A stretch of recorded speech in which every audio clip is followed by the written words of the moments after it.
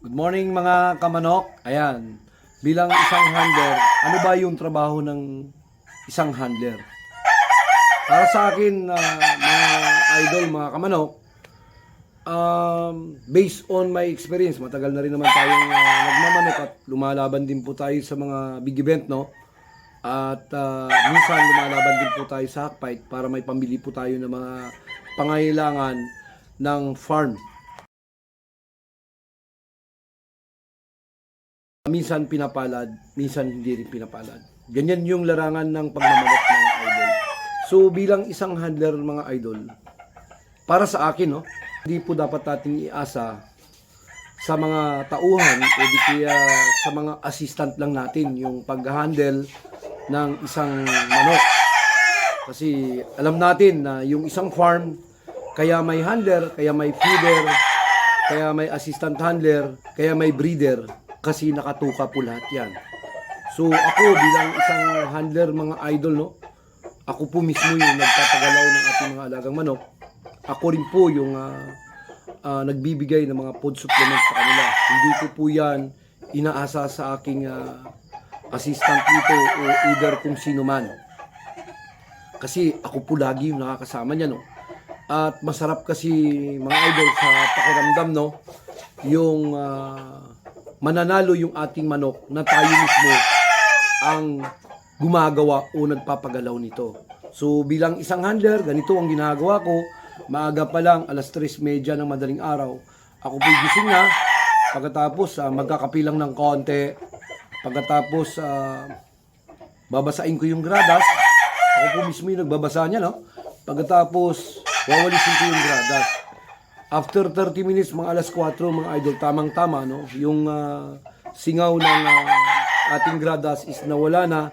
Tsaka ko po dito ini-exercise yung ating mga alagang manok. So, ang exercises niyan mga idol, kasama na po ako. Kaya kita niyo mga idol, slim tayo kasi kasama po tayo sa nag-e-exercise. Double purpose po yan. Ngayon, dito yung mga routine exercise ko dito mga idol is yung mga katulad ng pagpapalipad ng manok, no? Yung ginaganon natin. Ayan. Sa unang araw ng exercises nila is mga 5 lang muna yan. Hanggang sa pabagdag, sa susunod naman 10 na. Ayan, ginaganon natin, no? Pagkatapos, ako po kasi yung nagpapa-8-8. Ayan, ng ating mga alagang manok. Make sure mga idol na tayo mga handler is alam po natin yung ginagawa natin. Yan. Pagkatapos, pinapalakad ko po yung manok dito, tsaka ko po pinapalipad uli ng mayroong kasamang manok din. So, yun yung tama para sa akin, para sa akin. At saka para rin naman yun sa lahat, no? Yun po yung proper na ginagawa ng isang handler para umangat po yung ating mga alagang manok. Yan. So, madaling araw dito, kasi bakit ako madaling araw exercise ng ating mga alaga, mga idol? Kasi sa madaling araw po kasi, hindi po sila nakakaramdam ng pagod. Yan. Kasi sa madaling araw, malamig, no? Mahamog. So, after that, last ko na ganun, nilalagay ko rin uli sila sa scratch back. Para naman kahit pa paano, makarelax-relax din sila sa sarili nilang ginagawa, no? So, makakahig-kahig yung ating mga alagang manok. Yun po yung trabaho ng isang handler. Pagkatapos, after that, siguro mga 20 minutes, no? Mga 4:20, lalagay ko na po yan sila sa cord. Yan, para yung init ng kanilang katawan is bumaba na. Kasi syempre, pinagalaw mo na sila. Yun yung trabaho ng isang handler, mga idol. Ako, 24/7 dito sa Manukan, no? Transfer ko, pagkatapos ng kanilang cording dyan, after ng kain nila mga idol, nililipat ko uli yan doon sa mga puno-puno na malamig. After dito ma-expose sa umaga, no, sa init, para makakuha po sila ng mga vitamins din galing sa araw.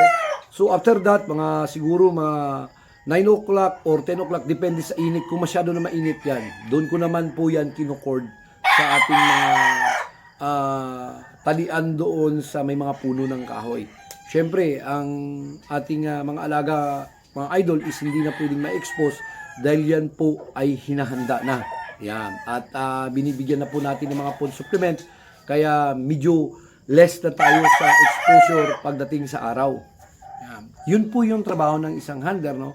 Pagkatapos, pagdating po ng mga alas 12 yan, kukunin ko po uli yan. Ilalagay ko po uli sa scratch box. Araw-araw po natin ginagawa yun, idol.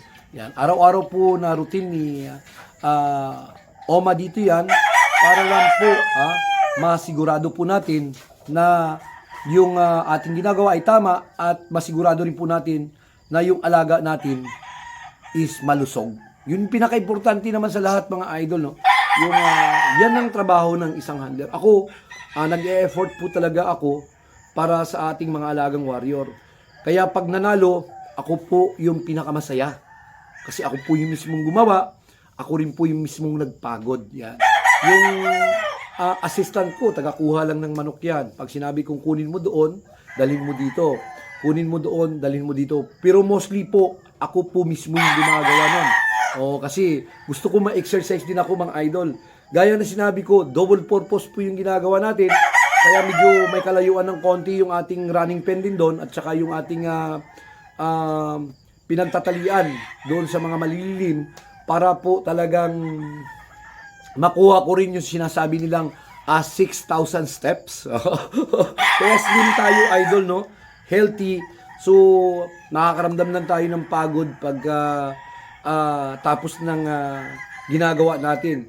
Pero sa kalaunan is baliwala na po lahat yan. Ang importante lang, idol, baka mapatayuan tayo ng pawis. Yun, kinakailan may bimpo po tayo sa. Ganun po ang trabaho ng isang handler kung talagang gagawin niya yung kanyang trabaho. Yeah. Ganun po yan kasi mas masarap po yung manalo ka sa sarili mong pinagpaguran kaysa naman sa nanalo ka nang dahil sa marami pang masasabi yung kasamahan natin. Ganun po ang trabaho ng isa. Focusan natin mga idol. Yan. Kinakailan nakafocus. Yung handler po kasi ang nakakaalam ng kung ano yung meron sa ating manok. Yan. Siya po kasi nag-oobserba niyan with feelings. Kailangan may feelings po tayo. Hindi po pwede yung... Kasi minsan mga idol, may mga handler po tayo kasi na sige, ito yung gawin mo, ito yung gawin mo, gawin mo. Minsan po, hindi natin ma-please sa isang tao, no? Na minsan nakakalimutan yan, minsan nadodoble yan.